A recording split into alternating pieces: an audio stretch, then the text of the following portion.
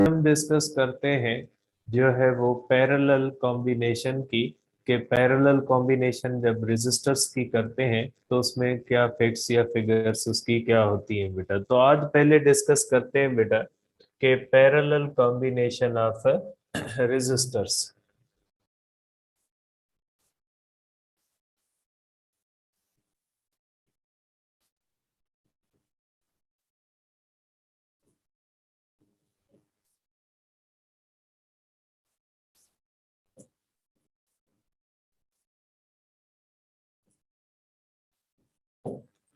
तो parallel combination of resistors हम पढ़ेंगे, उसको डिस्कस करेंगे कि पैरेलल कॉम्बिनेशन क्या होती है या उसके अंदर क्या होता है बेटा।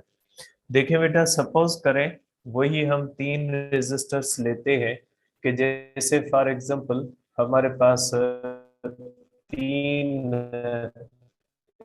इस तरह से रेजिस्टेंसेस हैं। इस तरह से एक आप कह लें रेजिस्टेंस 1 है, दूसरी रेजिस्टेंस 2 है और तीसरी रेजिस्टेंस 3 है बेटा।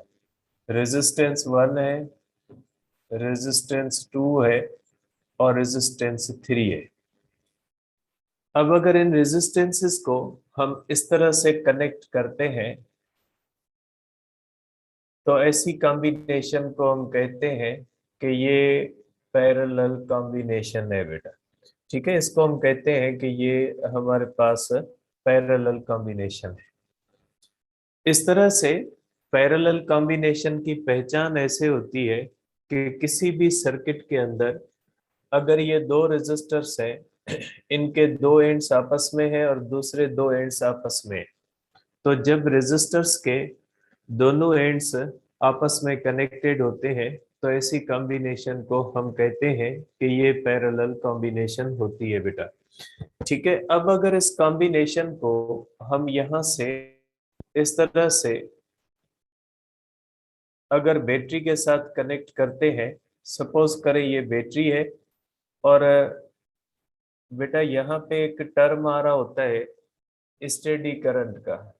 अब ये स्टेडी करंट क्या होता है बेटा? ठीक है, स्टेडी करंट का मकसद होता है बेटा डीसी, क्योंकि आपको पता है करंट की दो किस्में होती है, एक होता है डीसी, दूसरा होता है एसी।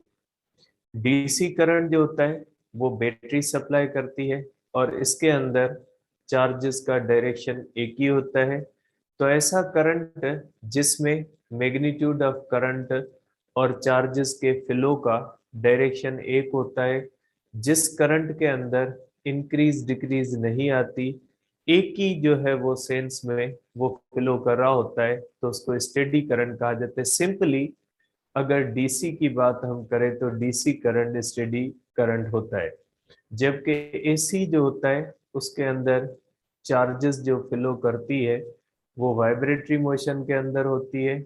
वो करंट जो होता है वो कांस्टेंट मैग्नीट्यूड का नहीं होता, उसके अंदर पल्सेशंस आती हैं, उसको पल्सेटिंग करंट कहा जाता है। तो स्टेडी करंट का मकसद है ऐसा करंट जो एक ही डायरेक्शन में फ्लो करे और उसके मैग्नीट्यूड पे कोई भी फर्क ना पड़े, तो उसको कहा जाता है डीसी करंट। अब देखें बेटा, ये बैटरी सोर्स ऑफ डीसी या स्टेडी करंट है बेटा। सपोज करें रेजिस्टर 3 लगे हुए, हमने इसको बैटरी से कनेक्ट किया बेटा। अब जाहिर सी बात है यहां से पॉजिटिव टर्मिनल से हम करंट की बात करेंगे, यहां से करंट आएगा, इसको करंट को हम कहते हैं main circuit current. Main circuit current है बेटा। ये मेन सर्किट करंट आया, ये करंट आया इस पॉइंट पे, इस पॉइंट को आप कह लें पॉइंट ए पे ये करंट आ गया बेटा। ठीक है, अब पॉइंट ए पे ये करंट तकसीम होगा, एक करंट I1 बन के इस तरफ जाएगा, एक करंट I2 बन के इस तरफ जाएगा, एक करंट I3 बन के इस तरफ जाएगा। तो बेटा ये जो पॉइंट ए होती है जिसको जंक्शन पॉइंट कहा जाता है, नोड भी कहा जाता है इसको, तो ये जो जंक्शन पॉइंट होती है, ठीक है, इस जंक्शन पॉइंट पे जब ये करंट आता है तो ये करंट तीन हिस्सों में तकसीम हो जाता है। एक करंट I1 बन के रेजिस्टर 1 की तरफ चला जाता है, एक करंट I2 बन के रेजिस्टर 2 की तरफ चला जाता है, एक करंट I3 बन के रेजिस्टर 3 की तरफ चला जाता है। इसमें जो करंट फ्लो करेगा ये I1 होगा, इसमें जो करंट फ्लो करेगा I2 होगा, इसमें जो करंट फ्लो करेगा वो I3 होगा। तो बेटा तीन करंट्स में तकसीम हो गया। अगर चार रेजिस्टर होते तो चार हिस्सों में मेन सर्किट करंट तब्दील जो है वो हो जाता, जो है वो डिस्ट्रीब्यूट हो जाता। अगर पांच होते तो पांच करंट्स में डिस्ट्रीब्यूट होता, छह होते रेजिस्टर तो छह करंट्स में डिस्ट्रीब्यूट हो जाता। यहाँ पे किरचॉफ का रूल है कि यहाँ से जब करंट तकसीम होगा ये करंट फिर वापस पॉइंट बी पे आके कलेक्ट होगा, ये करंट I1 आ जाएगा, ये करंट I2 आएगा, ये करंट I3, ये यहाँ पे मिक्स होंगे और फिर ये सेम करंट I बन के यहाँ पे आ जाएंगे। ठीक है, रेजिस्टर्स में ये तकसीम होके गुजरेंगे, बाकी यहाँ पे कंबाइन होके फिर इस तरह से आ जाएंगे अकॉर्डिंग टू द किरचॉफ्स जो है वो हमारा लॉ, फर्स्ट लॉ के मुताबिक जितना करंट यहाँ पे तकसीम होगा वही सेम करंट यहाँ पे होगा। बीच में कोई भी चार्ज इधर उधर नहीं होगी, जितनी टोटल चार्जेस यहाँ पे डिस्ट्रीब्यूट होंगी वही उतनी ही चार्जेस यहाँ पे कंबाइन होंगी। इसको हम कहते हैं कि ये law of conservation of charge की वजह से जितनी पॉइंट ए पे चार्जेस है उतनी ही पॉइंट बी पे चार्जेस है, बीच में कोई भी चार्ज खत्म नहीं होनी है क्योंकि चार्ज रिमेन्स कंजर्व्ड। ठीक है बेटा, तो ये हो गया हमारे पास इस तरह से। तो पहली बात इसकी क्या आती है, पहली बात ये आती है कि ये जो कॉम्बिनेशन होती है इसमें करंट को एक रास्ता नहीं मिलता। जैसे हमने कल देखा था कि सीरीज कॉम्बिनेशन के अंदर करंट को सिंगल रास्ता होता है, उसी सिंगल रास्ते से करंट बेचारे को गुजरना पड़ता है। अगर उन रास्ते में रेजिस्टेंस ज्यादा होगी तो करंट कम हो जाएगा, लेकिन होगा सब में जो है वो एक करंट तकसीम होके अल्टरनेट पाथ लेता है। तो पहली बात ये होती है कि alternate paths are available, alternate paths are available to current. बेटा करंट को अल्टरनेट पाथ्स अवेलेबल होते हैं, बेटा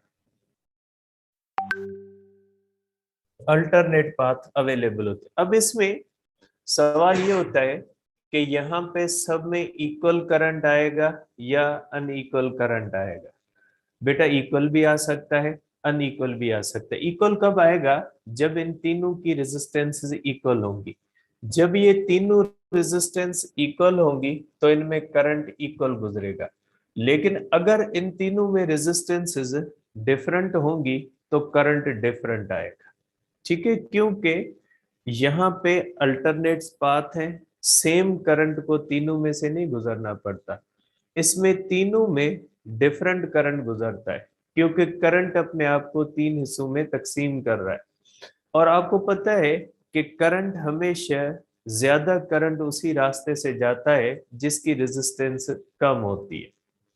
तो इसमें यह होता है कि जो रेजिस्टर सबसे कम रेजिस्टेंस रखता है उसमें करंट सबसे ज्यादा जाता है, और जो रेजिस्टर सबसे बड़ी रेजिस्टेंस रखता है उसमें करंट कम जाता है। तो आप कहोगे कि इसमें अगर तीनों की रेजिस्टेंसेस इक्वल है तो तीनों में इक्वल करंट जाएगा, अगर तीनों में रेजिस्टेंसेस अनइक्वल है तो तीनों में करंट जो होगा वो डिफरेंट जाएगा। तो करंट सेम भी हो सकता है और डिफरेंट भी हो सकता है depending upon the resistances of the resistors. तो आप कह सकते हैं कि इसमें इक्वल भी हो सकता है, अनइक्वल भी हो सकता है, और ज्यादा करंट उसी पाथ से गुजरेगा जिसकी रेजिस्टेंस कम होती है। बेटा तो आप कहोगे कि लार्ज करंट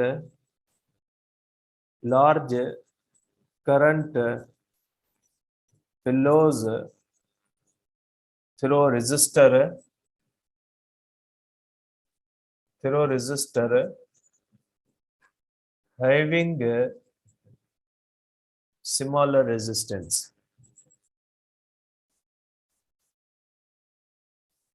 ठीक है, छोटी रेजिस्टेंस से ज्यादा करंट आएगा. Current through each resistor is same if resistances are equal. Resistances equal हैं तो उस कंडीशन में R1 is equal to R2 is equal to R3, तो current I1 is equal to I2 is equal to I3. लेकिन total current ये हो जाएगा is equal to I1 plus I2 plus I3. टोटल करंट वही सेम जो है वो मेन सर्किट करंट रहेगा. Current through each resistor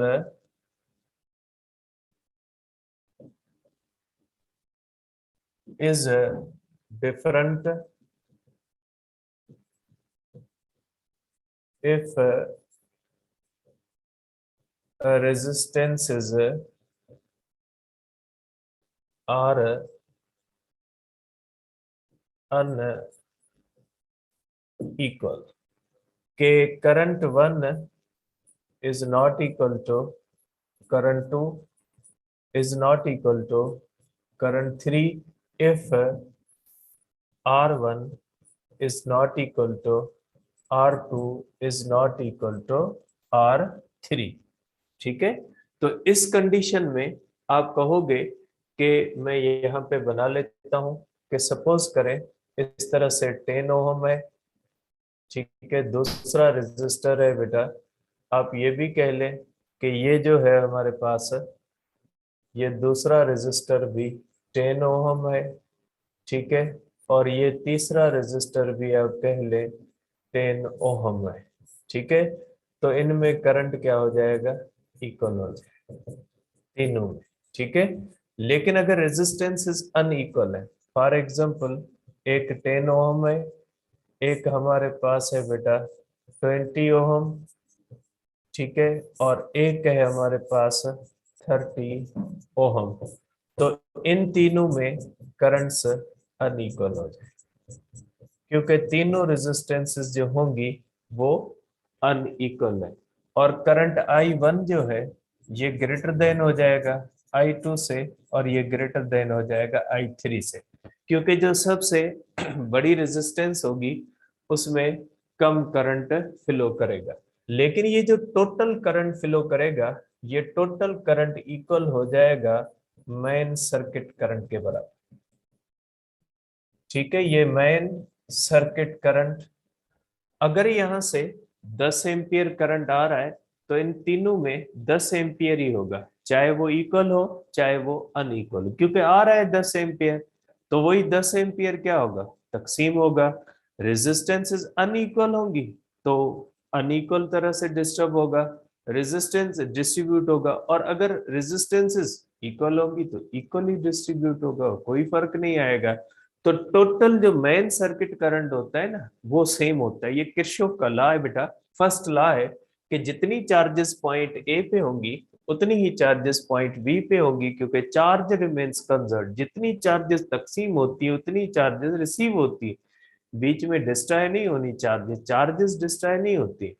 charges के अंदर जो पोटेंशियल एनर्जी होती है ना वो अदर फॉर्म्स में जाती है. जो रोशनी पैदा हो रही चार्ज की वजह से नहीं हो रही, चार्ज के अंदर जो पोटेंशियल एनर्जी हो रही है ना वो हमें मिल रही होती है. ठीक है, तो ये हो गया हमारे पास करंट. बेटा अगर फार्मूला बने आई होता है V अपान R. बेटा फार्मूला आगे बनाते हैं, पोटेंशियल की पॉइंट मैंने नहीं लिखी. एक पॉइंट इसमें ये होती है बेटा कि इसमें potential on each resistor resistor is always same बेटा। ऑलवेज सेम क्यों होता है? ऑलवेज का मकसद क्या है? ऑलवेज का मकसद है रेजिस्टेंस इक्वल हो अनइक्वल हो, पोटेंशियल सेम ही रहेगा। And is equal to, and is equal to potential of battery. ठीक है बेटा, अगर बैटरी का पोटेंशियल V है बेटा 10 वोल्ट, तो बेटा ये जो करंट ये जाएगा, इसके पास भी 10 वोल्ट होगा, इसके पास भी 10 वोल्ट होगा, इसके पास भी 10 वोल्ट। 10 वोल्ट का मकसद क्या होता है? 10 वोल्ट का मकसद है 10 जूल पर कूलम। जो करंट यहां से I1 होगा, उसकी चार्जेस के पास भी 10 जूल पर कूलम होगी। जो यहां से जाएंगी उनके पास भी 10 जूल पर कूलम होगी, जो यहां से जाएंगी उनके पास भी 10 जूल पर कूलम होगी। हर कूलम के पास एनर्जी कितनी होगी? 10 जूल होगी। 10 वोल्ट का मकसद क्या होता है? 10 वोल्ट का मकसद होता है 10 जूल पर कूलम। मींस सपोज करें बैटरी यहां से 6 एम्पियर करंट भेजती है, इसका मतलब है 6 एम्पियर के अंदर 6 कूलम जाती है। हर कूलम के पास एनर्जी कितनी है? 10 जूल है। अगर इसमें से 3 एम्पियर करंट जा रहा है, तो इसका मतलब है कि इसके हर कूलम के पास कितनी एनर्जी है? 10 जूल है। टोटल 3 कूलम के पास 30 जूल है, लेकिन हर कूलम के पास कितनी है? हर कूलम के पास 10 जूल है। तो वोल्ट हर कूलम के पास होता है। इसलिए जिसमें ज्यादा करंट होगा उसमें भी 10 वोल्ट ही होगा, जिसमें कम होगा उसके पास भी 10 वोल्ट होगा। तो इस तरह से हर एक के पास पोटेंशियल क्या होता है? सेम होता है, क्योंकि पोटेंशियल का मकसद होता है जूल पर कूलम। अगर एक के पास 1 एम्पियर करंट है, मींस उसके पास 1 कूलम चार्ज है, 1 कूलम चार्ज के पास भी 10 जूल है। अगर किसी के पास 2 एम्पियर करंट है, मींस उसमें 2 कूलम है, लेकिन उसमें भी हर कूलम के पास कितनी है? 10 जूल है। दोनों के पास 20 जूल होगी, लेकिन हर के पास कितनी हो जाएगी? हर कूलम के पास 10 जूल ही होगी। तीसरे के पास अगर 3 एम्पियर करंट है, इसका मकसद है उसके पास 3 कूलम चार्ज है, लेकिन हर कूलम के पास उसके पास भी कितना होगा? 10 होगा। कलेक्टिवली उसके पास 30 जूल एनर्जी होगी, लेकिन हम वोल्ट को पर कूलम लेते हैं कि हर कूलम के पास कितनी, इसलिए सोर्स वही है। अगर किसी को 1 एम्पियर देता है तो भी 10 वोल्ट के साथ देगा, किसी को 2 एम्पियर देता है तो भी 10 वोल्ट के साथ देगा, किसी को 3 एम्पियर देता है तो भी 10 वोल्ट के साथ देगा। तो पोटेंशियल सेम होता है बेटा। I is equal to V upon R, potential सब में same, R1 V upon R2 V upon R3। कर सकते हैं आप इसको। V upon R is equal to V over आया common 1 over R1, 1 over R2, 1 over R3। ये गया कैंसल, ये आ जाएगा आपके पास 1 over R1 plus 1 over R2 plus 1 over R3। ये आ गया आपके पास रेजिस्टेंस का फार्मूला। Means resistance decrease. इसका आप कंक्लूजन क्या लिखोगे? रेसिप्रोकल है बेटा। और आपको इतना तो पता ही है कि जब रेसिप्रोकल्स का हम सम लेते हैं, इसका मकसद है कि वो चीज कम हो रही है। तो यहाँ पे होता है कि equivalent resistance is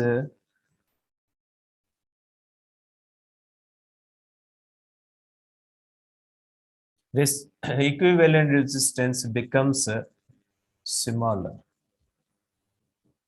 means resistance जो होती है वो इसमें कम होती है। इस कॉम्बिनेशन के अंदर रेजिस्टेंस क्या होती है बेटा? रेजिस्टेंस डिक्रीज होती है। इसका मकसद है जितने रेजिस्टर्स हम कनेक्ट करेंगे पैरेलल में, रेजिस्टेंस कम होगी। कंक्लूजन। और इसके अंदर बेटा एक स्पेशल केस होता है, स्पेशल केस में आगे लिखता हूं बेटा। ठीक है, इसका स्पेशल केस क्या होता है बेटा? इसका स्पेशल केस ये होता है, स्पेशल केस ये होता है कि for N equal resistances, N equal resistances के लिए क्या होना है बेटा, ठीक है। सपोज करें इस तरह से आपके पास एन रेजिस्टेंसेस हैं बेटा, इस तरह से आपके पास एन इक्वल रेजिस्टेंसेस हैं बेटा। तो जब वो इक्वल है बेटा, R1 is equal to R2 is equal to R3 is equal to Rn, तो इक्विवेलेंट रेजिस्टेंस कितनी हो जाएगी बेटा, is equal to R upon N हो जाएगी, ठीक है। तो आप इसको इस तरह से कर सकते हैं, ये इक्विवेलेंट रेजिस्टेंस आ जाएगी बेटा। अब अगर हम देखें बेटा कंडक्टेंस, इसके अंदर कंडक्टेंस को क्या होता है बेटा, कंडक्टेंस इन पैरेलल कॉम्बिनेशन, अगर पैरेलल कॉम्बिनेशन करते हैं तो कंडक्टेंस क्या होती है, रेजिस्टेंस तो बढ़ जाती है, हमने देखा। सिंपल सी बात है, रेजिस्टेंस और कंडक्टेंस क्या होते हैं, रेसिप्रोकल होते हैं। रेजिस्टेंस को बढ़ना है, कंडक्टेंस तो लॉजिकली कम जो बढ़ेगी, अगर रेजिस्टेंस बढ़ेगी तो सॉरी रेजिस्टेंस अगर कम होगी तो कंडक्टेंस क्या हो जाएगी, बढ़ेगी। जैसे सीरीज में हमने देखा था, रेजिस्टेंस अगर बढ़ती है तो कंडक्टेंस क्या हो जाती, कम हो जाती, क्योंकि रेसिप्रोकल है बेटा। तो इस कॉम्बिनेशन के अंदर हम ये देखते हैं, ठीक है, कि फॉर एग्जांपल हमने किया है कि 1/R equivalent is equal to 1/R1 plus 1/R2 plus 1/R3 plus up to N resistance, general formula में बना लेता हूं। तो क्या हो जाएगा, आपको पता है, एज वी नो, क्या पता है हमें बेटा, हमें ये पता है कि conductance is equal to reciprocal of the resistance, conductance reciprocal of resistance है। तो 1/RE किसके बराबर हो जाएगा, equivalent conductance K1 plus K2 plus K3 up to हो जाएगा Kn।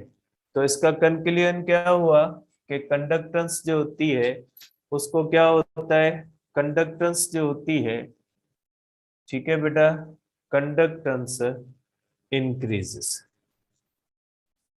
आप कह सकते हैं इसके अंदर कंक्लूजन आप लिख सकते हैं कि conductance increases in this combination।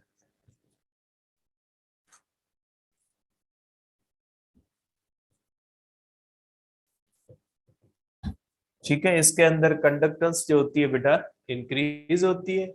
बता ले स्पेशल केस, स्पेशल केस क्या कहता है, फॉर एन इक्वल रेजिस्टर्स, बेटा conductor is also resistor with the small resistance. कभी कभी ये लिखा होता है कि कॉपर की रेजिस्टेंसेस, कंफ्यूज होते हैं बच्चे कि कॉपर तो कंडक्टर है, रेजिस्टर क्यों लिखा, बेटा कॉपर कंडक्टर है, रेजिस्टेंस तो है ना, जीरो तो नहीं ना उसकी। तो conductor is also resistor with smaller resistance, conductor को रेजिस्टर कह सकते हैं, कोई ऐसी बात नहीं है, क्योंकि प्रॉपर्टी तो रेजिस्टेंस तो उसके पास भी है ना। तो इस सेंस में हम कहेंगे तो क्या हो जाएगा इसके पास, अगर कंडक्टेंस है तो equivalent conductance N times conductance of the individual conductor, कि एन टाइम्स हो जाएगी। अगर 100 रेजिस्टर्स हैं इक्वल रेजिस्टेंस के साथ, उनकी कंडक्टेंस एक ही अगर पता है तो 100 की कंडक्टेंस को उससे मल्टीप्लाई कर दे। तो ये स्पेशल केस है बेटा, ये हो गए हमारे पास कॉम्बिनेशन ऑफ रेजिस्टर्स। ठीक है, रेजिस्टर्स को आप डिफरेंट कॉम्बिनेशंस के अंदर रख सकते हैं, और उसको सॉल्व करने का तरीका आपको बताऊंगा कि उसको सॉल्व कैसे किया जाता है। सर्किट को सॉल्व करेंगे हम, पहले किरचॉफ के लॉ भी पढ़ेंगे, उसके बाद सर्किट को सॉल्व करेंगे कि सर्किट को सॉल्व कैसे किया जाता है बेटा। इसके बाद होता है बेटा जो नेक्स्ट टॉपिक है हमारा, बहुत ही इंपॉर्टेंट टॉपिक है, पावर डिसिपेशन बेटा।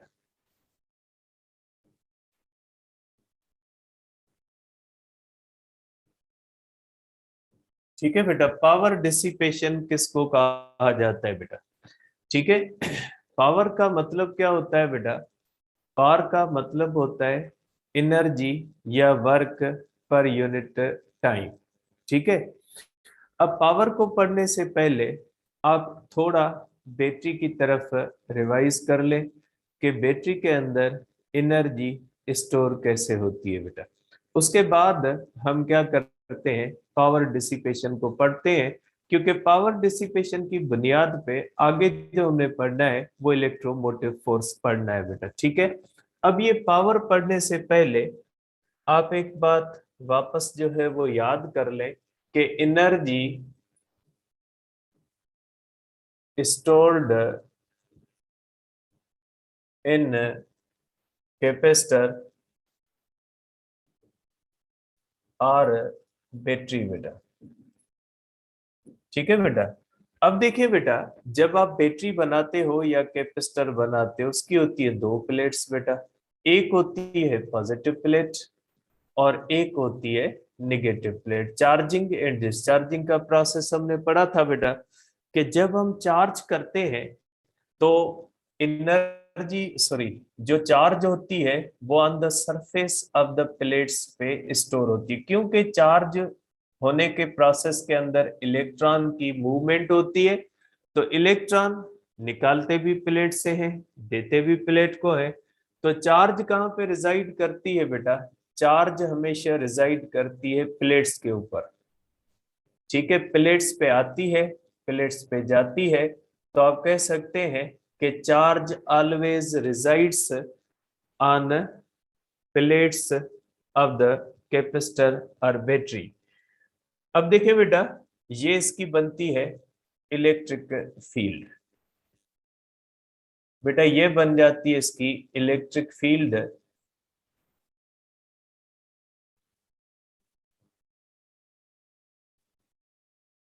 ये बन गई इसकी इलेक्ट्रिक फील्ड बेटा। ये इलेक्ट्रिक फील्ड क्यों बनी है? क्योंकि हमने प्लेट्स को क्या कर दिया, चार्ज। अब हमने चार्ज किया होगा तो जाहिर है हमने इन प्लेट्स को पॉजिटिव, एक से इलेक्ट्रॉन निकाले होंगे। पॉजिटिव प्लेट को क्या करते हैं, इलेक्ट्रॉन निकालते हैं ना। पॉजिटिव प्लेट से हमने इलेक्ट्रॉन निकाले, किसको दिए, निगेटिव प्लेट को। तो पॉजिटिव चार्ज से निकालने के लिए हमने कोई वर्क तो किया होगा ना, क्योंकि कोई भी चीज ऐसे तो नहीं हम कहेंगे बेटा इलेक्ट्रॉन दे दे वो दे देगी, वो तो ऐसे तो नहीं देगी। जाहिर सी बात है कोई तरीका इस्तेमाल करेंगे, अगर फ्रिक्शन करेंगे तो भी हम एनर्जी देंगे, अगर किसी और सोर्स से उसको चार्ज करेंगे तो भी एनर्जी देंगे, फोटो इलेक्ट्रिक इफेक्ट इस्तेमाल करके चार्ज करेंगे तो भी लाइट एनर्जी देंगे जो इलेक्ट्रॉन निकालेगी ना। बगैर देने के तो इलेक्ट्रॉन हमारे कहने से तो जाएंगे नहीं। तो इस तरह से क्या होता है कि जब हम किसी भी प्लेट को पॉजिटिव चार्ज करते हैं तो हम उसको एनर्जी देके इलेक्ट्रॉन्स निकालते हैं। फोटो इलेक्ट्रिक इफेक्ट तो पढ़ लिया। तो फोटो इलेक्ट्रिक इफेक्ट में हमने क्या पढ़ा है कि ऊपर से फोटॉन आता है, वो एनर्जी लेके आता है, वो वर्क फंक्शन की जो इक्वल अगर एनर्जी होगी तो इलेक्ट्रॉन को छीनेगा। इलेक्ट्रॉन मटेरियल से छीनना पड़ता है। ऐसे थोड़ी होता है कि इलेक्ट्रॉन फ्री बेटा होता है, हम कहते हैं बेटा उस प्लेट पे चला जा, वो उस प्लेट पे चला जाता है, ऐसे थोड़ी ना होता है। हम जाहिर है कोई सोर्स इस्तेमाल करेंगे जो एक प्लेट से इलेक्ट्रॉन लेगा, दूसरी प्लेट को देगा। और दूसरी प्लेट भी क्यों लेगी, उसको तो जरूरत नहीं, इसलिए उसके ऊपर भी हमने फोर्स करना होता है, नहीं तेरे को लेना है ये। तो फिर क्या होता है कि हमें वर्क करना होता है, एक से छीनने के लिए, दूसरे की तरफ देने के लिए। क्योंकि जो प्लेट निगेटिव चार्ज होगी ना वो इलेक्ट्रॉन क्यों लेगी, वो निगेटिव चार्ज होती जाएगी तो आने वाले इलेक्ट्रॉन्स को क्या करेगी, रिपेल करेगी। हम उसको वर्क करके उसकी तरफ ले जाएंगे। तो हम जो वर्क करते हैं ना वो वर्क स्टोर होता है। ठीक है, कहाँ पे स्टोर होता है, वो स्टोर होता है इलेक्ट्रिक फील्ड के अंदर एनर्जी में। और स्टोर्ड एनर्जी कौन सी होती है, स्टोर्ड तो पोटेंशियल होती है। काइनेटिक एनर्जी तो मोशन की वजह से होती है, वो तो स्टोर नहीं होगी। तो स्टोर जो एनर्जी होती है ना, वो भी फील्ड के अंदर कौन सी होती है? पोटेंशियल होती है। जैसे ग्रेविटेशनल फील्ड होती है, अर्थ के बाहर ऊपर चीज को ले जाते हैं, उसमें क्यों पोटेंशियल एनर्जी आती है? क्योंकि अर्थ की ग्रेविटेशनल फील्ड होती है। अर्थ के बाहर इसी तरह फील्ड है जैसे चार्ज के बाहर फील्ड है, और चार्ज की फील्ड को इलेक्ट्रिक फील्ड कहते हैं, अर्थ की फील्ड को ग्रेविटेशनल फील्ड कहते हैं। तो फील्ड के अंदर जब वर्क किया जाता है अगेंस्ट फील्ड, तो वो वर्क किस में स्टोर हो जाता है? पोटेंशियल एनर्जी में। अगर इस पेन को मैं ऊपर उठा के ले गया अगेंस्ट ग्रेविटी, तो पोटेंशियल एनर्जी की सूरत में ये इस तरह से, ठीक है।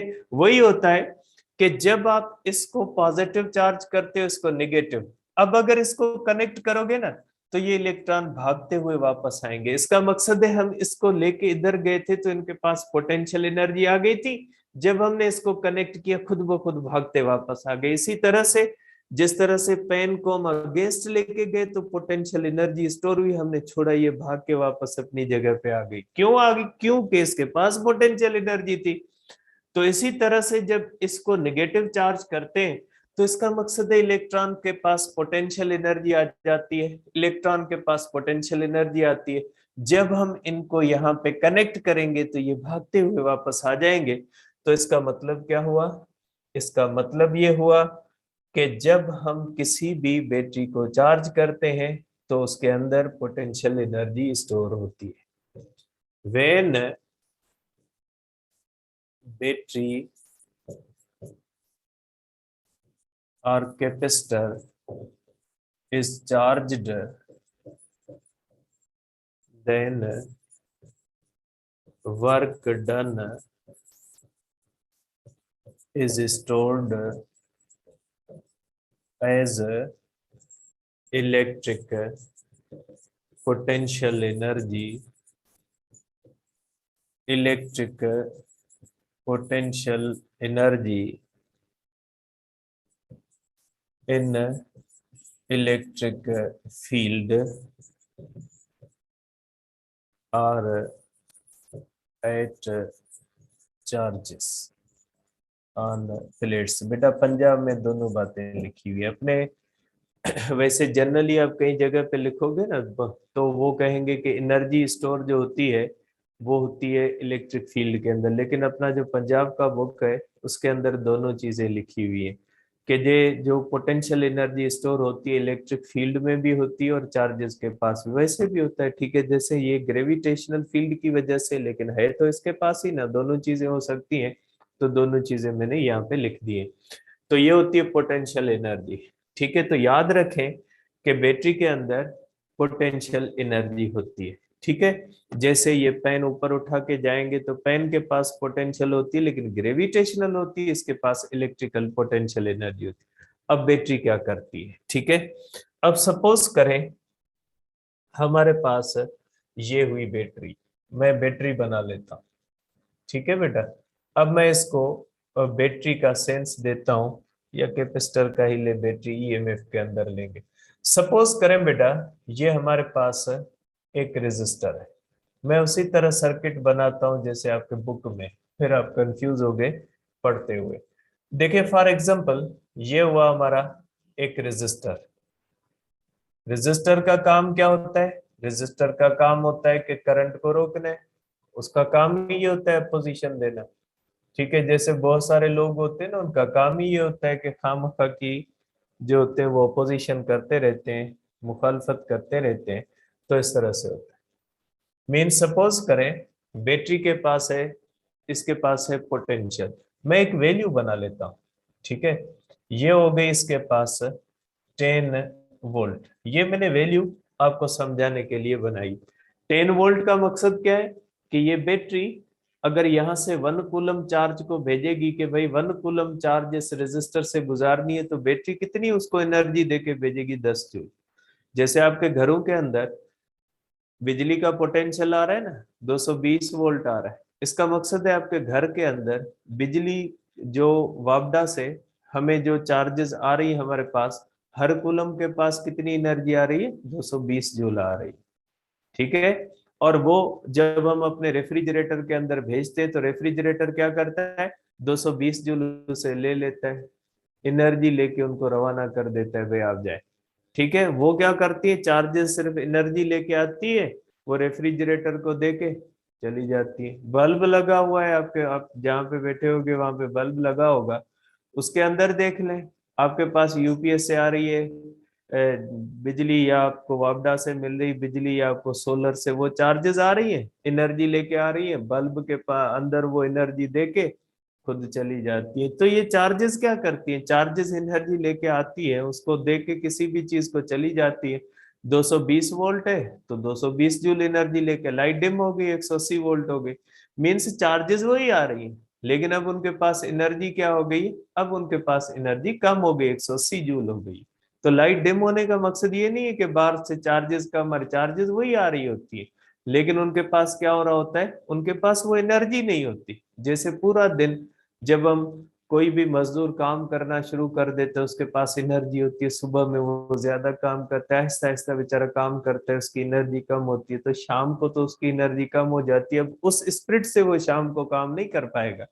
तो यही होता है कि जब लाइट फुल होती है, 220 वोल्ट होता है, तो 220 जूल एनर्जी लेके आ रही होती है, इलेक्ट्रिकल अप्लायंसेस वो 220 जूल ले रहे होते हैं, काम कर रहे होते हैं अपना, क्योंकि पाकिस्तान के अंदर वो बने ही ऐसे हैं कि भाई आपको हर कूलम चार्ज 220 जूल दे तो आपने काम करना है, नहीं तो नहीं करना है। जैसे एक मुलाजिम होता है ना, उसको कहा जाता है भाई कि आपको इतनी जो है वो सैलरी देंगे, आप काम करें, तो उतनी सैलरी देंगे तो काम करता रहेगा। अब सैलरी का हम हाफ कर देंगे तो वो तो कहेगा मैंने काम नहीं करना है, ठीक है इतनी सैलरी पे मैं नहीं काम करूंगा, मुझे इतनी सैलरी दोगे तो काम करूंगा। तो वही होता है कि जब लाइट डिम हो जाती है तो उसके अंदर चार्जेस वही होती है, मुलाजिम वही होता है, लेकिन अब उसकी हमने सैलरी 180 वोल्ट कर दी है, पहले उसकी 220 थी। तो जाहिर सी बात है इलेक्ट्रिकल अप्लायंसेस कहेंगे नहीं भाई हमने 180 जूल पे काम नहीं करना। तो यही होता है कि बैटरी के 10 वोल्ट का मकसद क्या होता है, बैटरी के 10 वोल्ट का मकसद ये होता है कि बैटरी हर कूलम को कितनी चार्ज दे रही है, हर कूलम को 10 जूल एनर्जी दे रही है। अब यहां से सपोज करें कि ये आ गई 10 जूल पर कूलम, ये चार्ज यहां से आई, और इस चार्ज के पास कितनी एनर्जी है, 10 जूल पर कूलम। ये चार्ज आई यहाँ पे, आगे रेजिस्टर बैठा है, रेजिस्टर ने कहा नहीं भाई हम आपको गुजरने नहीं देंगे, ठीक है। रेजिस्टर बीच में रोड़ा अटकाएगा, जैसे पाकिस्तानी ऑफिस के अंदर होता है, एक बंदे ने डॉक्यूमेंट साइन कर दिए, आगे गए दूसरे बंदे को, उसने कहा भाई नहीं मैं साइन नहीं करने वाला, मुझे पैसे दो, ठीक है रिश्वत दो।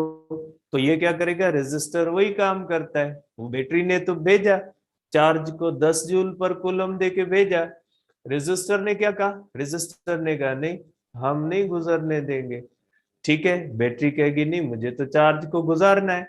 तो फिर क्या होगा कि ये जो 10 जूल पर कूलम इसके पास कौन सी पोटेंशियल एनर्जी है, बैटरी कौन सी देती है, पोटेंशियल एनर्जी देती है अपने पास, जो उसके पास स्टोर की हुई होती है ना पोटेंशियल एनर्जी, जो कहां से आई है, जो उसको चार्ज करते हुए आई है। तो क्या होता है कि हम जब उसको देते हैं ना, तो ये रेजिस्टर कहता है ठीक है भाई हम आपको गुजरने देंगे, लेकिन उसके बदले में आपको पोटेंशियल जो है वो हमें रिश्वत के तौर पे देना पड़ेगा। तो क्या होता है कि ये चार्ज जब यहाँ पे आती है, इससे गुजरती है, तो ये इसको गुजरने नहीं देता, तो फिर ये अपना पोटेंशियल जो होती है इसको रिश्वत के तौर पे देती है, और ये चार्ज यहां से गुजर के वापस इधर चली जाती है, ठीक है। क्योंकि करंट टर्म किस वजह से मानते हैं, पॉजिटिव इसलिए पहले नेगेटिव होती है। तो ये होता है मींस पोटेंशियल, ये जो रेजिस्टर होता है ना ये पोटेंशियल को खाने वाली चीज है, मींस ये पोटेंशियल को खाता है, जो बैटरी इसको देती है वो उस पोटेंशियल को यहाँ पे, अब ये करता क्या है इसका, 10 जूल पर कूलम, ये रेजिस्टर ये इस तरह से हीट पैदा करेगा, हीट हीट भी हो सकती है, लाइट भी हो सकती है, और अदर फॉर्म्स ऑफ एनर्जी, या किसी और फॉर्म ऑफ एनर्जी में 10 जूल को किसी और में कन्वर्ट कर देगा। मीन्स रेजिस्टर रोकने की कोशिश करेगा, बैटरी उसको धक्का देने की कोशिश करेगी, तो बैटरी की एनर्जी क्या हो जाती है, खत्म होती है। अब यहाँ पे मैकेनिज्म क्या होता है बेटा, मैकेनिज्म ये होता है, ध्यान से याद रखिएगा बेटा, मैकेनिज्म ये होता है कि चार्जेस के पास होती है electric potential energy. Electrical potential energy charges के पास होती, कौन देता है, बैटरी सप्लाई करती है, बैटरी बैटरी देती है इलेक्ट्रिकल पोटेंशियल एनर्जी। किसको देती है, ये देती है चार्ज को, ये चार्ज को इलेक्ट्रिकल पोटेंशियल एनर्जी देती है। ये चार्ज लेके किसके पास जाती है, रेजिस्टर के पास, रेजिस्टर उसको रोकता है, तो ये इसकी एनर्जी क्या होती है, खत्म। और ये एनर्जी किसमें जाती है, ये जाती है vibrational energy, vibrational energy of atoms and molecules. क्योंकि रेजिस्टेंस होती क्या है, resistance means molecular collision with electrons. ये चार्ज इस मटेरियल के मॉलिक्यूल एटम के साथ कोलाइड करेगी और अपनी पोटेंशियल एनर्जी उनको देगी। अपनी पोटेंशियल एनर्जी जब उनको ट्रांसफर करेगी, उनकी मॉलिक्यूलर वाइब्रेशन बढ़ेगी, मॉलिक्यूलर वाइब्रेशन बढ़ेगी, टेम्परेचर बढ़ जाएगा। क्योंकि टेम्परेचर है क्या, टेम्परेचर है ही sensation of average molecular energy. तो क्या हो जाता है कि ये बैटरी पोटेंशियल एनर्जी देती, किसको देती है, चार्ज को। चार्ज लेके कहां जाती है, रेजिस्टर में, रेजिस्टर के अंदर उसको आती है अपोजिशन। अपोजिशन क्या होती है, मॉलिक्यूलर कोलिजन विद इलेक्ट्रॉन्स होती है। नतीजा क्या होता है, इलेक्ट्रॉन्स की पोटेंशियल एनर्जी लूज होती है। पोटेंशियल एनर्जी किसको मिलती है, ये पोटेंशियल एनर्जी काइनेटिक एनर्जी से ये जाती है मॉलिक्यूलर वाइब्रेशनल एनर्जी में। Temperature of the conductors increases, temperature of the conductor increases, other forms में एनर्जी जाएगी, रेजिस्टेंस इंक्रीज होती है कंडक्टर की, द राइज ऑफ टेम्परेचर। ठीक है, तो ये हो जाती है और नतीजा ये निकलता है कि टेम्परेचर इंक्रीजेस, टेम्परेचर इंक्रीज हो जाता है। ठीक है, अब इसका मतलब ये हुआ कि इस तरह से अगर चार्जेस गुजरती रहेंगी, बैटरी एनर्जी देती रहेगी, रेजिस्टर एनर्जी को डिसिपेट करता रहेगा, रेजिस्टर एनर्जी को खत्म करता रहेगा, बैटरी की एनर्जी क्या होती जाएगी, खत्म होती जाएगी। तो पर यूनिट टाइम के अंदर अगर हम देखें कि इस रेजिस्टर से बैटरी जब करंट गुजार रही है, तो उस रेजिस्टर में पर यूनिट टाइम कितनी एनर्जी खत्म हो रही है, उसको कहते हैं पावर डिसिपेशन। हमें पता लगता है कि 1 सेकंड के अंदर बैटरी की इतनी एनर्जी खत्म हो रही है भाई, तो उसको पावर डिसिपेशन कहते हैं। तो जब कोई भी बैटरी किसी भी रेजिस्टर से करंट गुजारती है, तो उस करंट गुजारने के लिए बैटरी की अपनी पोटेंशियल एनर्जी को क्या करना पड़ता है, खत्म करना पड़ता है। तो वो बैटरी जो अपनी पोटेंशियल एनर्जी पर यूनिट टाइम खत्म करती है, उसको क्या कहा जाता है, उसको कहा जाता है पावर डिसिपेशन। तो आप कहोगे कि बैटरी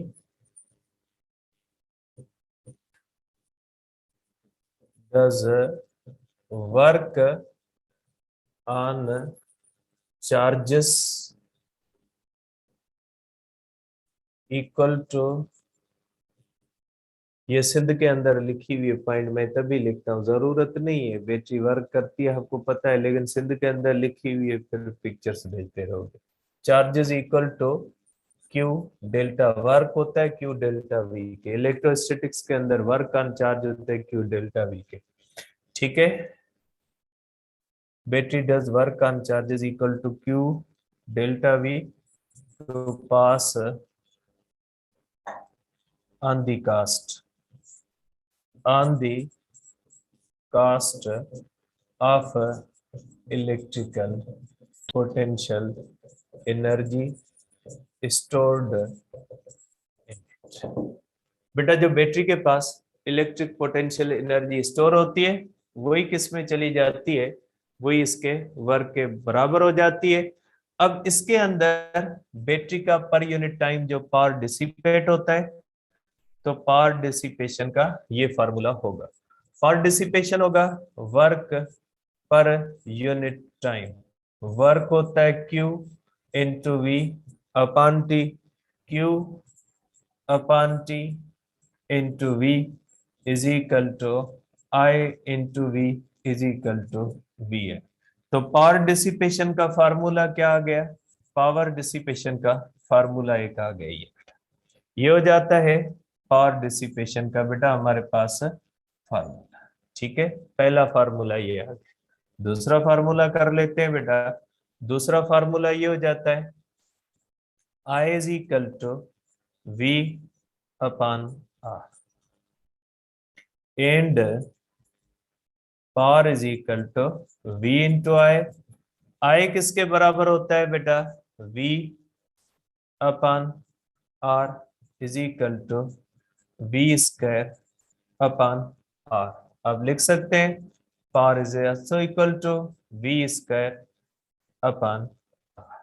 ठीक, अब ये हो गया आपके पास पावर डिसिपेशन का दूसरा फार्मूला। ठीक है, अब आ जाते हैं तीसरे formula. As V is equal to I R and power is equal to V into I is equal to I R. ठीक है, into I is equal to I square R. तो पावर डिसिपेशन का एक और formula आ गया आई square are. एक तजाद आ रहा है मैथमेटिकल, आपको नजर नहीं आ रहा कि डिफरेंस आ रहा है फार्मूलाज के अंदर? ठीक, क्या आपको एक तजाद नजर आएगा? Power inversely proportional to R if V constant है तो। ठीक है, power directly proportional to R अगर आई कांस्टेंट है तो। ठीक, एक कहता है directly proportional to the R, एक कहता है inversely proportional to the R. ठीक है, क्या इसमें कोई आपको जब जो वो मैथमेटिकल तजाद नजर आता है? नहीं आएगा। मैथमेटिक्स की ये ब्यूटी होती है कि मैथमेटिक्स फैक्ट है, वो आपको गलत नहीं बताएगी। यहाँ पे भी एक ही बात बता रही है। क्या बता रही है? कान इधर से पकड़े या इधर से पकड़े, बात एक ही है। ठीक है, कैसे होती है इसको डिस्कस करते हैं बेटा। ठीक है, देखें, आपको पता है बेटा कि in series combination, sorry in parallel combination,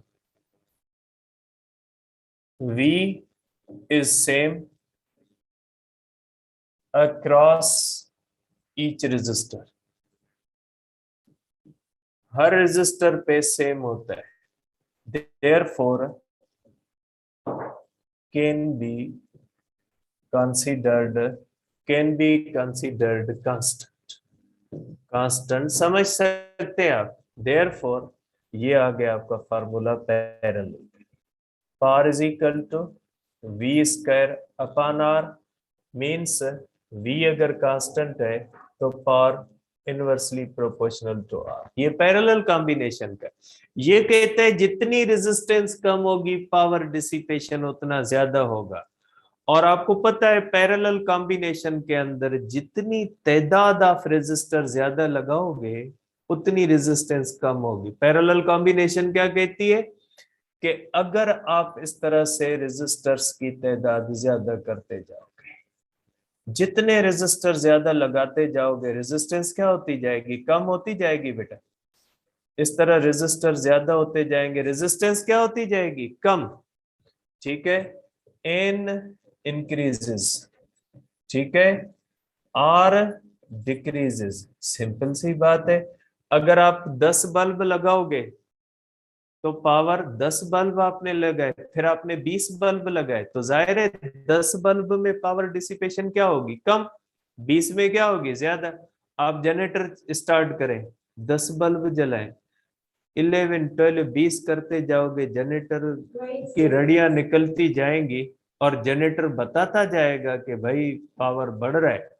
तो ऐसे होता है कि रेजिस्टर की तादाद बढ़ती जाएगी, रेजिस्टर की तादाद बढ़ती जाएगी, रेजिस्टेंस तो कम होगी क्योंकि पैरेलल कॉम्बिनेशन है।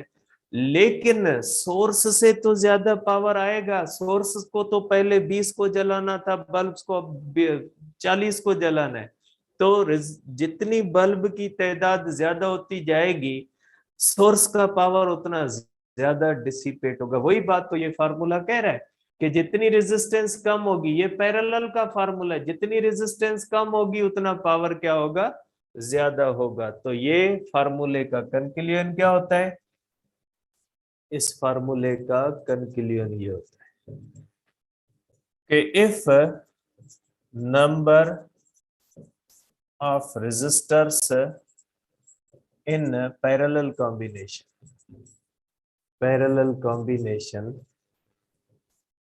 combination increases, power dissipation increases. Power dissipation increase, जितने ज्यादा होंगे जाहिर है उतनी ज्यादा करंट लेंगे तो पावर तो ज्यादा डिसिपेट होगा। ठीक है, इन सीरीज कॉम्बिनेशन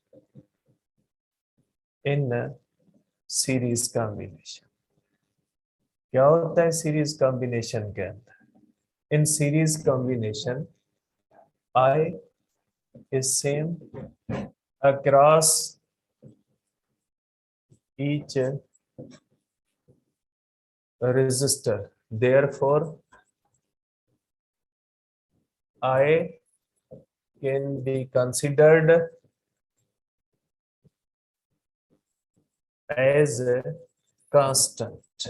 ठीक है, therefore पावर क्या हो जाएगा, power is equal to I square R, power directly proportional R. बात वही है बेटा, सीरीज कॉम्बिनेशन में तादाद बढ़ेगी, रेजिस्टेंस बढ़ेगी। जितने रेजिस्टर बढ़ाओगे रेजिस्टेंस बढ़ेगी, रेजिस्टेंस जितनी आप नंबर बढ़ाते जाओगे रेजिस्टेंस बढ़ेगी। जितने ज्यादा बल्ब होंगे उतनी रेजिस्टेंस ज्यादा होगी और उतना पावर क्या होगा, ज्यादा। मींस इसमें भी तादाद बढ़ेगी तो पावर ज्यादा कंज्यूम होगा, इसमें भी तादाद बढ़ेगी तो पावर ज्यादा कंज्यूम होगा। बात तो वही है, सिर्फ एक पैरेलल कॉम्बिनेशन है, इसलिए कहा इनवर्सली, क्योंकि पैरेलल कॉम्बिनेशन में रेजिस्टेंस कम होगी तो रेजिस्टर की तादाद बढ़ेगी, और सीरीज कॉम्बिनेशन में रेजिस्टर की तादाद ज्यादा होगी तो रेजिस्टेंस बढ़ेगी। सेम ही बात कहते हैं दोनों फार्मूलास। तो ये कहते हैं इसका भी कंक्लूजन क्या होता है, कंक्लूजन ये होता है कि if number of resistors increases in parallel combination, then ठीक है, then power dissipation increase। क्यों इंक्रीज होती है, जाहिर है इसमें भी पावर जाएगा, हर एक में पावर बैटरी का तो जाएगा ना, तो पावर डिसिपेशन क्या हो जाएगी, बढ़ेगी। बात वही है, सेम है। ठीक है, अब आ जाते हैं इस बात पे कि ये जो पावर डिसिपेट होता है जाता कहाँ पे। ठीक है, ये जो पावर डिसिपेट होता है रेजिस्टर के अंदर, जो पोटेंशियल एनर्जी बैटरी की खत्म होती है पर यूनिट टाइम, उसको तो हम पावर डिसिपेशन कहते हैं। जाहिर है पावर डिसिपेशन का मतलब क्या, एनर्जी तो जा रही है ना पर यूनिट टाइम, वो जाती कहाँ पे, वो जाती हीट पे। इसके बारे में हम पढ़ेंगे जूल्स लॉज ऑफ हीटिंग। ठीक है, ये जूल के दिए हुए, इनको हम कहते हैं laws of heating, Joule's laws of heating कहा जाता है इनको। ये लॉज कहते हैं कि जब बैटरी में से आप करंट गुजारते हो तो बैटरी जो होती है उसकी पोटेंशियल एनर्जी जाती है vibrational energy of the atoms molecule of the conductor, heat पैदा होती है। तो ये हीटिंग इफेक्ट्स पैदा करती है। तो आप यहाँ पे कहोगे कि heat produced is equal to work, और वर्क किसके बराबर होता है, पावर इंटू टी के। देयरफॉर हीट प्रोड्यूस्ड का पहला फार्मूला हो जाएगा वी आई इंटू टी, क्योंकि पावर होता है वी इंटू आई के। दूसरा फार्मूला हो जाएगा is equal to power, power होता है V square upon R into T, because power is also equal to parallel combination के अंदर।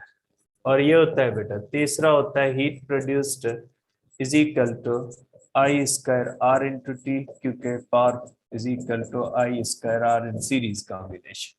तो ये होता है बेटा हीट के फार्मूले। और इसका यूनिट होता है पावर का, वाट होता है, किलोवाट आवर भी हम लिखते हैं किलोवाट, 1 किलोवाट आवर होता है जो है वो 3.6 पावर 6 जूल के बराबर। ठीक है बेटा, कल डिस्कस करेंगे आगे।